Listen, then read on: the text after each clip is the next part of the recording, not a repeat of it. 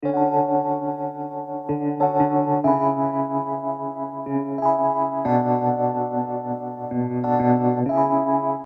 ನಿಮ್ಮ ವಾಹಿನಿ ಕಲಾ ವೇದಿಕೆ ವತಿಯಿಂದ ಡಾಕ್ಟರ್ ಸರ್ವಪಲ್ಲಿ ರಾಧಾಕೃಷ್ಣ ಅವರ ಹುಟ್ಟುಹಬ್ಬದ ಪ್ರಯುಕ್ತ ಸಾಂಸ್ಕೃತಿಕ ಕಾರ್ಯಕ್ರಮ ಹಾಗೂ ಪ್ರಶಸ್ತಿ ಪ್ರದಾನ ಸಮಾರಂಭವನ್ನು ಹಮ್ಮಿಕೊಳ್ಳಲಾಗಿತ್ತು. ಸೆಪ್ಟೆಂಬರ್ 8ನೇ ತಾರೀಕಿನಂದು ನಯನ ಸಭಾಂಗಣದಲ್ಲಿ ಈ ಕಾರ್ಯಕ್ರಮವನ್ನು ಹಮ್ಮಿಕೊಳ್ಳಲಾಗಿತ್ತು. 8ಕ್ಕೂ ಹೆಚ್ಚು ಡಾನ್ಸ್ ಅಕಾಡೆಮಿಗಳು ಈ ಕಾರ್ಯಕ್ರಮದಲ್ಲಿ ಭಾಗವಹಿಸಿದ್ರು. ಈ ಅಕಾಡೆಮಿ ವತಿಯಿಂದ ನೃತ್ಯ ಪ್ರದರ್ಶನ, ಕಲೆ ಪ್ರದರ್ಶನ, ಕಥಕ್ಕಳಿ, ಕುಚ್ಚುಪುಡಿ ಮುಂತಾದ ವಿವಿಧ ಸಾಂಸ್ಕೃತಿಕ ಕಾರ್ಯಕ್ರಮಗಳನ್ನು ನಡೆಸಿಕೊಟ್ಟರು. ಈ ಕಾರ್ಯಕ್ರಮದಲ್ಲಿ ಉದ್ಘಾಟನೆಯನ್ನ ನ್ಯಾಯಮೂರ್ತಿಗಳಾದಂತಹ ಸಂತೋಷ್ ಹೆಗ್ಗಡೆಯವರು ನೆರವೇರಿಸಿಕೊಟ್ಟರು ಹಾಗೂ ಅವರ ಜೊತೆ ಸಹಭಾಗಿಯಾಗಿ ವೇಲು ಲಹರಿಯವರು, ಕೆಜಿಎಫ್ ಖ್ಯಾತಿಯ ಅನ್ಮೋಲ್ ವಿಜಯ್ ಭಟ್ಕಳ್ರವರು, ಮಾಸ್ತಿ ಉಪ್ಪಾರಳ್ಳಿ, ಡ್ರ್ಯಾಗನ್ ಮಂಜು ಮುಂತಾದ ಮುಖ್ಯ ಅತಿಥಿಗಳು ಈ ಕಾರ್ಯಕ್ರಮದಲ್ಲಿ ಭಾಗವಹಿಸಿದ್ರು ಹಾಗೂ ಇದು ನಿಮ್ಮ ವಾಹಿನಿ ಕಲಾ ವೇದಿಕೆಗೆ ಶುಭಾಶಯಗಳನ್ನು ತಿಳಿಸಿದ್ರು.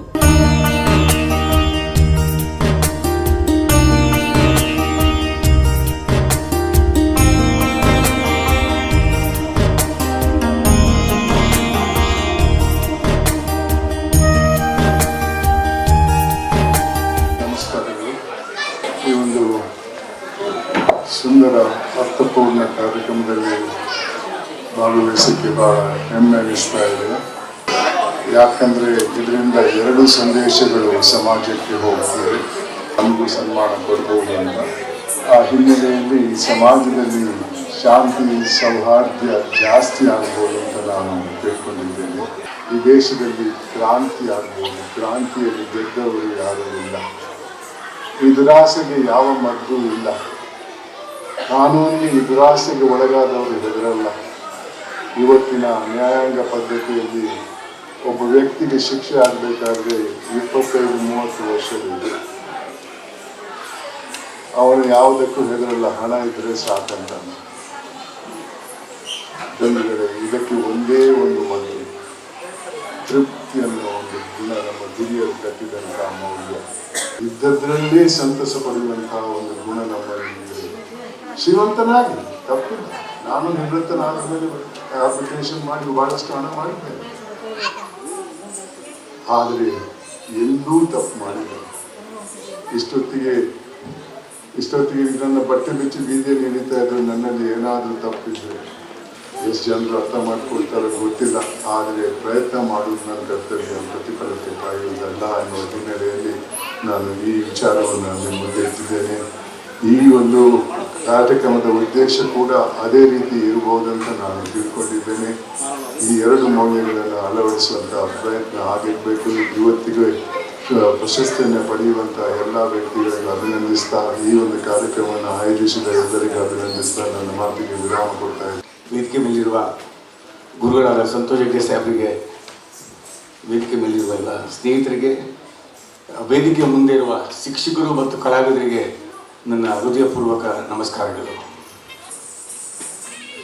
ಇದು ನಿಮ್ಮ ವಾಹಿನಿ ಕಲಾ ವೇದಿಕೆ ಎಂದು ನನಗೆ ಕಿಶೋರ್ ಅವರು ನಾನು ರಿಷಿಕೇಶಿಂದ ಫೋನ್ ಮಾಡೋರು. ರಿಷಿಕೇಶ್ ಅಂತ ಹೇಳಲೇಬೇಕಾಗುತ್ತಿಲ್ಲ. ನನ್ನ ಕಸಿನ್ IAS ಆಫೀಸರ್ ಆಗಿದ್ದಾರೆ. 22 ವರ್ಷ ಅವನಿಗೆ. ಆ ಅಕಾಡೆಮಿಗೆ ಮಸೂರಿಗೆ ಹೋಗಿದ್ದೆ ನಾನು. ಸೊ ವ್ಯಾಲಿಡೇಷನ್ ಇದಕ್ಕೋಸ್ಕರ ಕೆಳಗಡೆ ರಿಷಿಕೇಶಲ್ಲಿ ಆರತಿ ಮಾಡುವಾಗ ಆರತಿ ಮಾಡೋ 10 ನಿಮಿಷಕ್ಕೆ ಫೋನ್ ಬಂತು. ಸಜ್ಜನರು ಫೋನು ಆರತಿ ಮಾಡೋ ಕೂಡ ತಗೋಬೋದಂತ. ಸೊ ಆ ಥರ ಸಜ್ಜನಿಕೆ ಇರುವಂಥ ವ್ಯಕ್ತಿ ಕಿಶೋರ್. ಅವ್ರು ಮಾತಾಡಿದ ರೀತಿಯಲ್ಲಿ ನಾನು ಇವತ್ತು 4 ಕಾರ್ಯಕ್ರಮ ಆಯಿತು. ಏನೇ ಆಗಲಿ ನಾನು ಖಂಡಿತ ಬರ್ತೀನಿ ಅಂದೆ. ಯಾವಾಗ ನಾನು ಇನ್ವಿಟೇಷನ್ ನೋಡಿದ್ನೋ ಅದರಲ್ಲಿ ಸಂತೋಷ್ ಹೆಗ್ಡೆ ಸಾಹೇಬ್ರ ಹೆಸರಿತ್ತು. ಅವ್ರು ಅದು ನೋಡಿದಕ್ಕೆ ಫಸ್ಟ್ ಈ ಕಾರ್ಯಕ್ರಮಕ್ಕೆ ಬರಬೇಕು ಅಂತ ಮನಸ್ಸು ಮಾಡಿದೆ. ಸೊ ಅಷ್ಟು ಹಿಮಾಲಯ ಪರ್ವತಕ್ಕೆ ನಾನು ಹೋಲಿಸ್ಬೋದು ನ್ಯಾಯಾಧೀಶರಲ್ಲಿ ಸಾಹೇಬರಿಗೆ. ಇನ್ಯಾರನ್ನೂ ಹೋಲಿಸೋಕ್ಕಾಗಲ್ಲ. ಅದು ಸಂತೋಷ್ ಹೆಗ್ಡೆ ಸಾಹೇಬರು ಮಾತ್ರ. ಅವ್ರ ಮುಖದಲ್ಲಿ ನೋಡಿ ಹಸನ್ಮುಖಿ ಆಗಿರ್ತಾರೆ. ಎಷ್ಟು ಹೇಳಿದ್ರು ಕಮ್ಮಿನೇ ಅವ್ರ ಬಗ್ಗೆ, ಎಷ್ಟು ಹೇಳಿದ್ರು ಕಮ್ಮಿನೇ. ಮಾತಾಡ್ತಾ ಇದ್ದಾಗ ನಾನು ಕೆಲವು ಮೌಲ್ಯಾಧಾರಿತ ಜೀವನವನ್ನು ಹೆಂಗೆ ಕಟ್ಕೋಬೇಕು ಅಂತ ಸಾಹೇಬರು ತಮಗೆಲ್ಲ ಹೇಳಿದ್ರು. ಅಲ್ಲಿ ಮಕ್ಕಳು ಚೂರು ಗಲಾಟೆ ಮಾಡ್ತಾ ಇದ್ರು. ಹಿರಿಯರು ಕೇಳಿಸ್ಕೊಂಡಿದ್ದೀನಿ ಅಂತ ಅಂದ್ಕೊಂಡಿದ್ದೀನಿ. ಸಂತೋಷ್ ಹೆಗ್ಡೆ ಸಾಹೇಬರು ಅಂತ ಇರ್ತಾರೋ ಅಂತಂಗೆ ನಾವು ಯಾರಿಗೂ ಭಯ ಪಡೋ ಅವಶ್ಯಕತೆ ಇಲ್ಲ. AK-47ಗೂ ಭಯ ಪಡೋ ಅವಶ್ಯಕತೆ ಇಲ್ಲ. ನಮ್ಮ ಟ್ಯಾಕ್ಸ್ ಕಟ್ಟಿರೋ GST ಕಟ್ಟಿರೋ ಹಣನೇ ಕನ್ನಡ ಸಂಸ್ಕೃತಿ ಇಲಾಖೆ ಮತ್ತೆ ಸರ್ಕಾರ ನಡೀತಾ ಇರೋದು. ಒಂದು ನಿಯಂತ್ರಣವನ್ನು ಕರೆಕ್ಟಾಗಿ ಹಾಕಿಯಪ್ಪ. ಪ್ರತಿ ಸಲ ಬಂದಾಗಲೂ ಇದೆ. ಆ ಕಲಾವಿದರು ಡ್ಯಾನ್ಸ್ ಮಾಡ್ತಾ ಇರೋ ಹೊಟ್ಟೆ ಉರಿತದಲ್ರಿ.